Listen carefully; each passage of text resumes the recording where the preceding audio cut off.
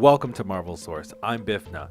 On this channel, we tend to look at comic books that I've already read and have an opinion on, but sometimes I like to look at some of the comics that I just found for the first time on a whim and really explore them and see my initial opinions of them. Today we're looking at Original Sin. I found this while browsing Unlimited one night, and I looked into it, and it kind of delves into a little bit of the lore of the Watcher, Uatu, and I feel like this is a good place to talk about him a little bit since we mentioned him in the previous Deadpool video not too long ago. And right off, you can see that this is actually issue number 0 of 8. The 0 issue in comics is usually a precursor to what's to come in the other issues in this series. This is just kind of giving you a little bit of backstory to what's about to happen. And in this issue, they really only focus on the Watcher and Nova. There's a couple heroes that kind of pop in, but the big focus is on these two interactions, and it kind of gives you that exposition for what's to come. Right off the top, we find out that Nova, who is Sam Alexander in these stories, just wanted a father that he could be proud of. Unfortunately, in this story, his father is a raging alcoholic who just so happens to be a high school janitor with wild stories of being a space centurion back in the day, which he was. It was Jesse Alexander who was a Nova Corps centurion for the longest time and worked alongside Guardians of the Galaxy like Rocket and Gamora, shown here in this panel. And once his father disappeared, he had to take up some of the responsibilities that his dad used to have, because who else was going to take care of his mom and sister? He had to become the man of the house and take up these obligations. And Sam definitely has a form of resentment for his father because he disappeared, leaving only a six-pack of empties and a bucket helmet, which is that Nova Corp helmet. But one day it lit up and he felt compelled to put it on. And upon putting the helmet on and being bestowed with these great powers, he clued in that his father was right. Everything that he was told, even in his drunken stupor, was true. He was a galactic adventurer named Nova, and now so is Sam. And since then, he's been on great adventures with these powers, going all over the galaxy, and it makes it really hard for him to keep up with his grades. They like to joke at the fact that he's still a kid, essentially, but he's been on missions with the New Warriors, as well as they say a talking raccoon, which clearly means Rocket. And the New Warriors were a group of teenagers to young adult heroes that kind of served as the counterpart to some of the bigger groups like the Avengers. The New Warriors were that counterpart to the Avengers in the same way that New Mutants and X-Force were the counterparts to the X-Men, just the younger generation coming up. And they first appeared in issue 411 of The Mighty Thor, which came out in December of 1989. It was more of a cameo appearance though, and they didn't get a full debut until the next 412 issue of The Mighty Thor. But as his time as Nova, Sam experienced a lot of weird and exciting things. One of the weirdest things he mentions is coming across this bald guy that lives on the moon, which we know is named Uatu, who is a Watcher. And in this issue, Uatu is a real strong silent type. He barely says anything, and Nova notices as much. Sometimes Uatu has this look to him like he wants to explain what's going on with Sam, but he just can't because he knows that that will be interfering if he portrays any sort of information to him, and that goes against everything he stands for. Which is a stark contrast to the What If shows where he says a lot. And I like how the comic connects what is exposition and what is currently happening. This box is explaining how in the oil fields of New Mexico is not the place to be thinking about these questions, leading us to believe that he's just thinking all these thoughts right now of what we just read, as well as what he's currently doing outside of these thoughts. Because it jumps into him fighting an Aztec gods on those oil fields, trying to protect the workmen there that are being attacked by something they've unearthed. Fighting this crazy looking tiki guy named Tumazuma. And I like how they pepper in, after hearing his name, you just get a little gesundheit at the bottom. Looking like Sam barely getting the workers out of the way of this energy beam that this self-described living totem is firing at these workers. And unlike bigger groups like the Avengers who have warning systems to tell them when stuff like this is going down, Sam has to watch the news. He mentions he watches a lot of news because he doesn't have those hookups. He has to pay attention to be there. And the fact that he's there before the Avengers is a sign of how dedicated he is to this. And there's a nice little explanation when he's talking about this Aztec god's powers being blasty and super strong. It's like they're pretty much twins. And they have this little joke in there talking about how Sam is trying not to brown his pants. But he also has that tactician mentality, knowing that he has to take this guy away from any bystanders, get all the innocent people out of the way, and move the bad guy away from civilization as best he can. Afterward, Nova fires his own blast of energy towards this living totem, Tamazuma, and just melts his armor away, coming to the realization that didn't work. but also realizing that it exposed his metal arm, which means he's a robot. And when stuff ends up being a robot, you don't have the same reservations about going right through them with your energized body and just completely destroying them. Reveling in the defeat of this robot, Nova sees the Avengers Quinjet show up finally, and he's just like, oh yeah, these guys are the perfect people to show up right now. We gotta hold the pose, make sure they know I'm the guy that did this. And I'm guessing at this point the Avengers know who Nova is because Tony Stark mentions him by name as such, being like, hey, look at the guy that stopped the Aztec deity that showed up. Also, Tony Stark doesn't seem to be wearing his gold and red Iron Man armor like he normally has. It's this black and gold setup that he is currently wearing, and even I didn't know exactly what it was. Looking into it, it's his Model 42 armor, and from what I can read, this one isn't even meant for fighting. It's meant to test out some of the technology he makes. So why he's bringing it to a place where he's potentially going to be fighting, I have no idea. Captain America seems to believe that Roxxon was behind this robot that was terrorizing the oil workers, Roxxon being one of the bigger multi-company conglomerates that are in the Marvel universe. And you get a little bit of a hint of Roxxon in the MCU through the Loki show, where they visit one of the apocalyptic events to find the variant Loki at a Roxxon supermarket. But Nova's mind seems to be elsewhere as he's looking off into the distance. When Tony calls him out on it, Nova kind of sheepishly skirts around that he was thinking the Watcher would come to watch an event like this.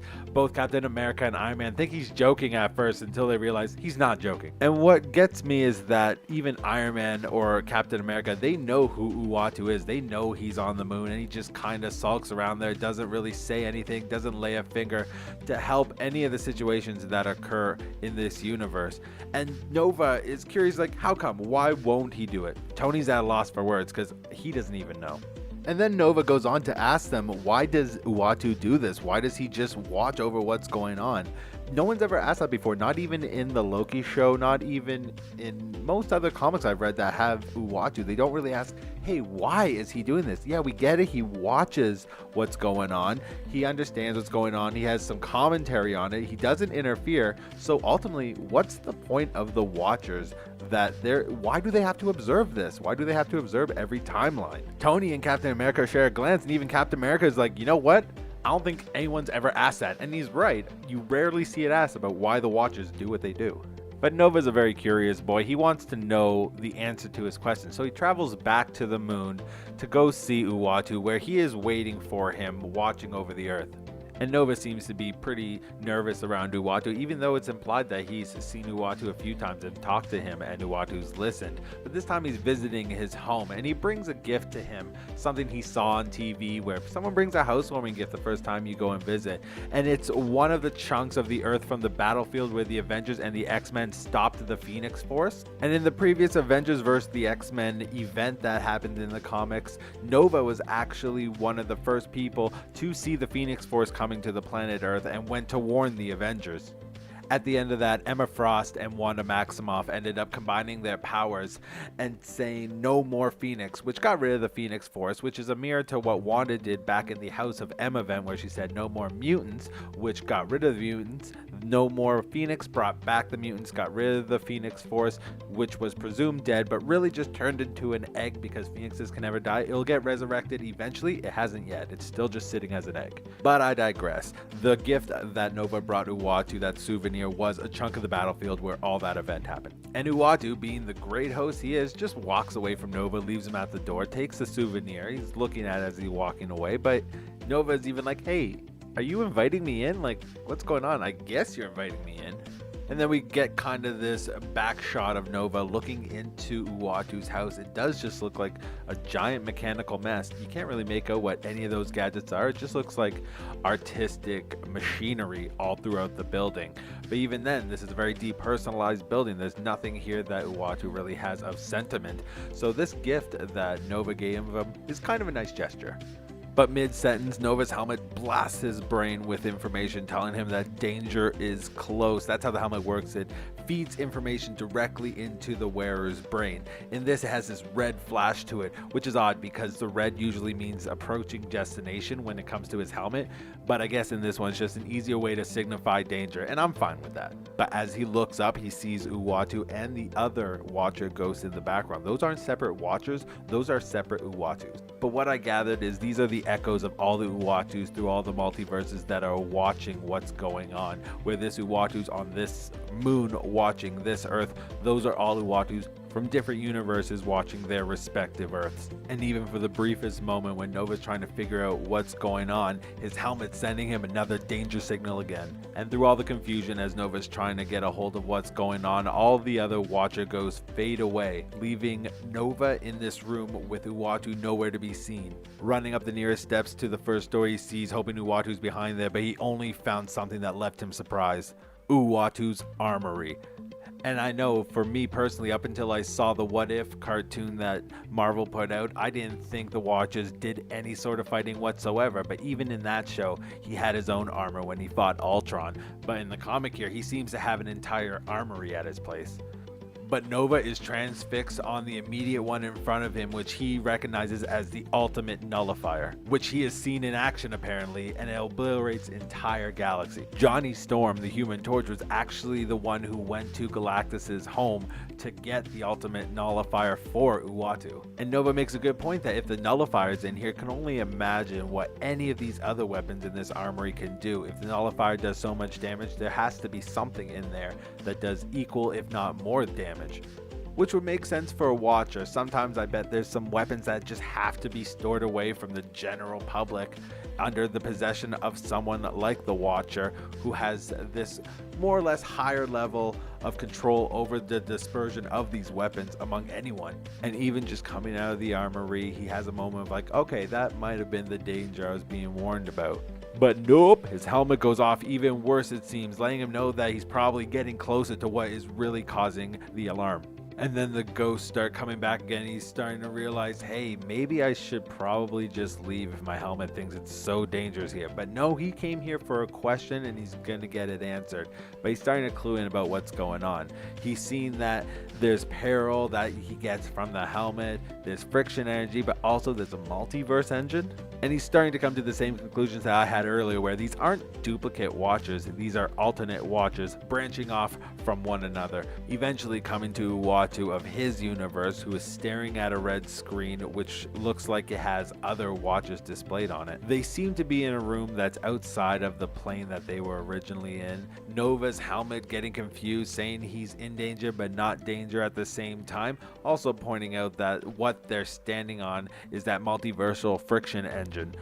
Nova obviously isn't getting any response from Uatu about what's going on, but he gets the impression that Uatu was waiting for him, because he didn't do anything until Nova arrived, and then he started playing the recording that he was staring at, which looks like it's a council of Watchers, very similar to the species that Uatu is. They're all bald, they have that oversized head appeal to them, and you can see that they're talking. So it's not just a Watcher thing where they just never talk whatsoever. They converse among each other like any other race. Also pointing out, this Watcher in the back there is Uatu. They even say so in the next panel, but also he's talking about his father. So there is a kind of parental system to the Watchers. They don't just come into existence. This group of Watchers from Uatu's younger time seems to be discussing whether they want to guide other lower beings into the universe and what would essentially be interfering with their existence to help them progress as a species. So this is showing us the beginning of these Watchers and why, just the initial explanation of why they want to not intervene anymore. And knowing what we know about the Watchers not wanting to intervene, you kind of get the idea of where this is going. Ultimately, they do decide that they want to go help the nearest primitives, which would be the Persilicans. They go there to offer friendship and help them with their nuclear energy to advance their civilization at least 1,000 years. And in no time, this race skyrockets up the evolutionary ladder. They're curing diseases, they're solving hunger, they build massive cities and nations, thriving to their full extent. Ikor, Uatu's father, is helping this civilization all along the way, and no one's happier for him more so than Uatu himself. And after they've completed their work and made the planet a utopia for everyone living on it, The Watchers just up and pieced out of there. They went off and did other things, and in a few thousand years, they came back around again just to see how they were doing. And going away from the planet, you can see that it is thriving and blue, but coming back, it's got that brown-red look of destruction. Complete 180 of what it originally was when they left. Upon landing on the surface of the planet, the Watchers notice that it's completely decimated. They're confused about what happened. They gave them this gift, this power to better their planet, but as soon as they weren't being guided by the Watchers, they used it for war and ended up destroying each other. Both Uatu and his father are on the surface, just completely devastated by what was going on. They're realizing that their colleagues Emnu was right, that they shouldn't be messing in with other species and have to let them go at their own pace. This is where we start seeing that the Watchers are realizing, hey, we have a lot of powers, we should not be interfering. This starts that trend of them not wanting to help anyone else and just observe. And I want to read this passage of Uatu's father explaining the real thought process behind what they do now. We cannot undo the genocides we ourselves caused, but so long as memory endures, we shall forever pay penance, each of us, for our arrogance. It remains our privilege, our responsibility to observe, to chronicle all that is and all that will be, but never again will we use the knowledge to tamper with the destiny of others. So that passage right there is pretty much the defining moment of why the Watchers just observe from now on. Uatu is trying to comfort his father. It wasn't his fault. He did this with the best intentions by helping them advance. He didn't know it was going to end up this way, but his father is adamant that they're never again helping, leaving Uatu just ashamed of what is going on. All the Watchers separate from the planet in different directions to go live out their penance. Standing there in complete shock, Nova doesn't know what to say to Uatu. How do you apologize for what you just witnessed?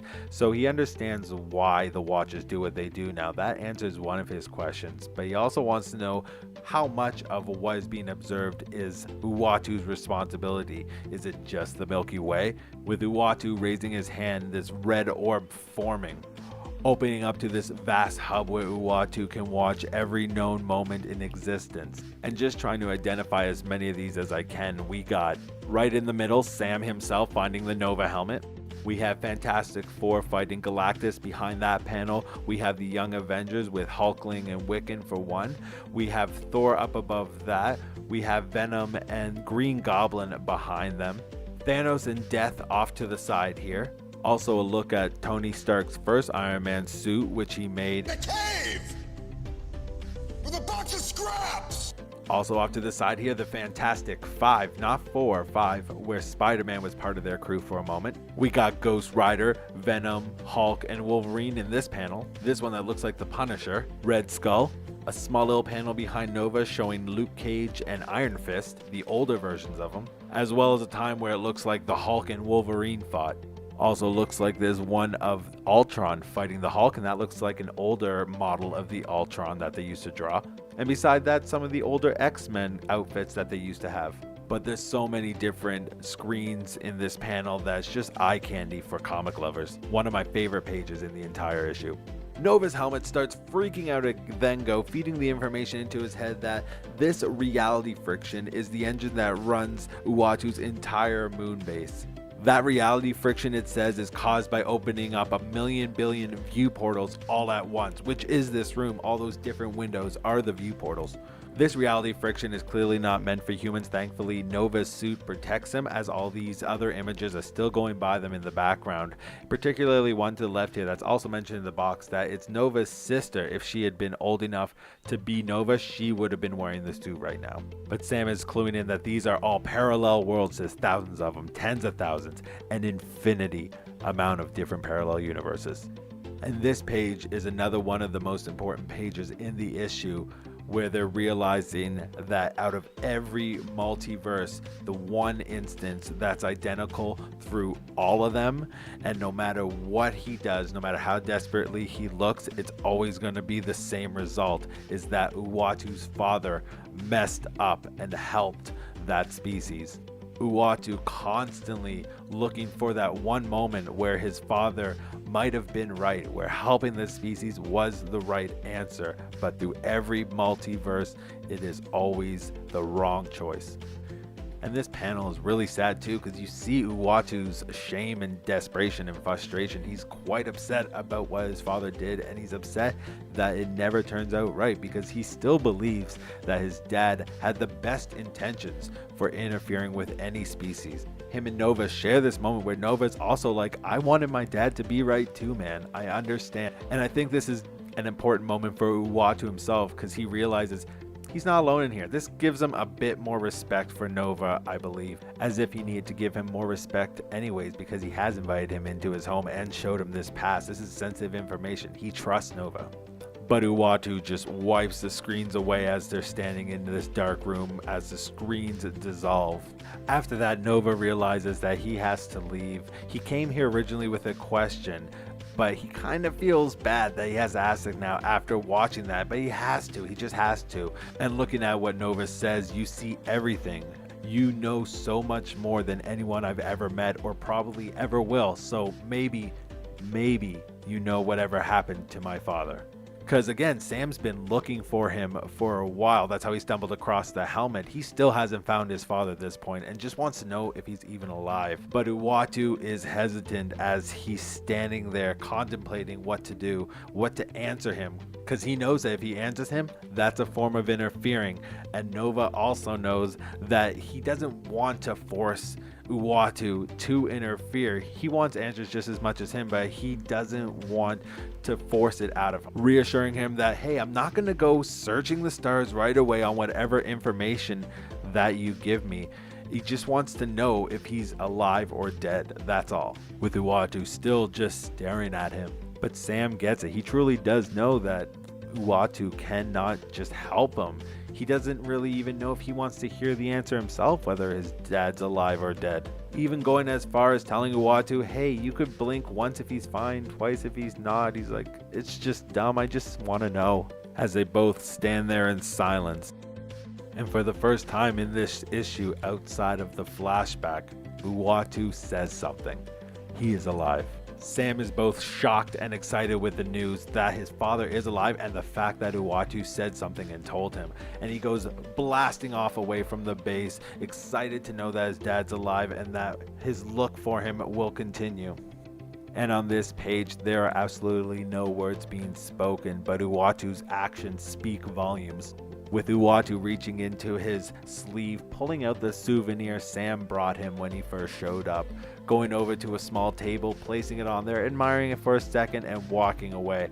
This is a sweet little gesture for Sam that seems to have struck a chord with Uatu, really appreciating the gift that he received, putting it on display, and almost realizing that there is hope out there. But you can tell he has mad respect for Nova after today.